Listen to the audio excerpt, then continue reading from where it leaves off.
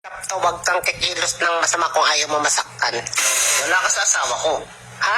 Hindi ako kumikilos ng masama. Wala akong ginagawa. Pero sinasaktan niya ako. Wala, ganyan din yung asawa ko eh. May iba. Oh, ganun ka rin? O, nakulik siyang may iba. Oh, Ikaw din ba? pareho tayo. Nahuli ko meron siyang iba ang katawagan niya. Oh, yun sa akin din eh. Ibang sakit. Katrabaho niya daw. Nakita ko, ka-text niya eh. Sa akin din, nakita ko yung mga text nila. Kung sweet nilang dalawa. Wala.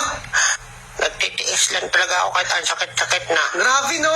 Ikaw din ba? Appear. Pareho tayo. Sa ating mga lalaki, mapagtimpi tayo. Eh, sarili lang natin yung sakit. O, sige na, alis na ako. Ako hindi mo na-call dati.